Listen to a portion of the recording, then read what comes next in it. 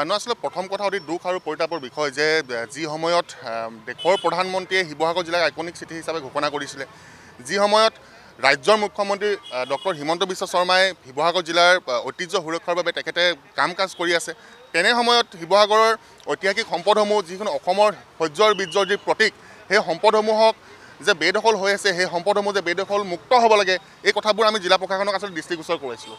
দৃষ্টিগোচৰ কৰাৰ বাবে যদি আজি জিলা প্ৰশাসনে আমাক যদি CRPC 107 ধাৰা লগাই বন্দত চহী মাৰিবলৈ যদি বাধ্য কৰায়, তেনে এই কাৰ্য আচলতে বৰ সহজভাৱে গ্ৰহণ কৰা নহ'ব আৰু আমি সমগ্ৰ বিষয় আচলতে দুৰ্ভাগ্যজনক আখ্যা দিছোঁ। আৰু আমি ইয়াৰ যোগেদিও আচলতে মুখ্যমন্ত্ৰী মহোদয়ক আহ্বান জনাবলৈ বিচাৰিছোঁ যে আচলতে কেৱল আমি দৃষ্টিগোচৰ কৰাৰ বাবে যদি গণতান্ত্ৰিকভাৱে আমাৰ যদি কণ্ঠৰোধ কৰা যদি প্ৰচেষ্টা কৰা হয়, আগন্তুক লোকসভা নিৰ্বাচন আহি আছে, এই লোকসভা নিৰ্বাচনত কিন্তু আহোম জনগোষ্ঠীৰ 60 লক্ষাধিক কিন্তু জনগণে কিন্তু ইয়াৰ উচিত প্ৰত্যুত্তৰ দিবলৈ কিন্তু বাধ্য হ'ব।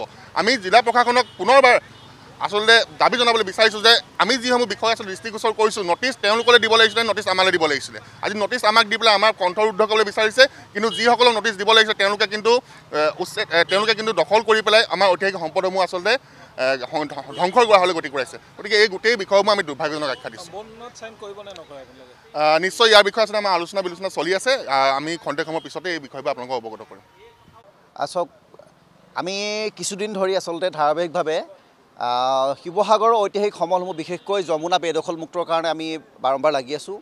লগতে তলাতল ঘৰৰ যি ঐতিহ্য বিঘ্নিত কৰা আচলতে অবৈধ যি অবৈধ দখল বা তাত এটা চৰকাৰীভাৱে এটা চৰকাৰী বিভাগৰ এটা গুদাম আছে, সেই গুদামটো উচ্ছেদৰ কাৰণে আমি আচলতে যি ধৰণে লাগি আছোঁ, তাৰ পৰিপ্ৰেক্ষিতত আচলতে প্ৰশাসনে আমাৰ সদৌ টাইম ছাত্ৰ সন্থাৰ 6জন আমাৰ সন্মানীয় সদস্যৰ ওপৰত 107 ধাৰা অধীনত আজি নটিচ কৰিছে 11টা বজাত DC কোৰ্টত আহিবৰ কাৰণে আমাক আচলতে তেওঁলোকে কোৰ্ট নটিচ কৰিছে। কিন্তু আটাইতকৈ পাছত পৰিতাপৰ কথা, যি সময়ত অসম চৰকাৰ মাননীয় মুখ্যমন্ত্ৰী হিমন্ত বিশ্ব শৰ্মা ডাঙৰীয়াৰ নেতৃত্বত আচলতে ঐতিহাসিক সমলসমূহৰ যি উপযুক্ত সংৰক্ষণৰ কাৰণে তেওঁলোক আগবাঢ়িছে, সেইটো সময়তে আমি যিবিলাক সম্পদৰ উপযুক্তভাৱে সংৰক্ষণ হোৱা নাই, বিশেষকৈ ঐতিহাসিক যমুনাখনৰ বেদখল মুক্ত কৰিবৰ কাৰণে আমি লাগি আছোঁ, বা তলাতল ঘৰৰ এইবিলাক বেদখল মুক্ত কৰাৰ কাৰণে আমি লাগি আছোঁ।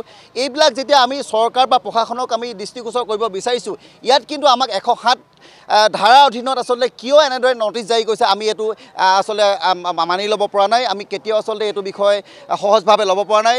এনেদৰে আচলতে আমাৰ কণ্ঠবিলাক কিয় ৰুদ্ধ কৰিব বিচাৰিছে, আমি চৰকাৰ বা প্ৰশাসনক আমি প্ৰশ্ন কৰিব বিচাৰিছোঁ, আমাৰ কণ্ঠ কিয় ৰুদ্ধ কৰিব বিচাৰিছে। আমিতো কোনো ধৰণে আচলতে আমি কোনো ধৰণৰ ভুল কিবা পদক্ষেপ লোৱা নাই। আমি যি আচলতে কৰিব গৈছোঁ, আমি ৰাইজৰ হিতৰ কাৰণে কৰিব গৈছোঁ, ভৱিষ্যতৰ প্ৰজন্মৰ হিতৰ কাৰণে আমি কৰিবলৈ গৈছোঁ। হিতৰ কাৰণে কৰিবলৈ যাওঁতে কিয় আমাক আচলতে তেনেকৈ আইনী প্ৰক্ৰিয়াৰ মাজত আবদ্ধ কৰি আমাৰ কণ্ঠ ৰুদ্ধ কৰিব বিচৰা হৈছে।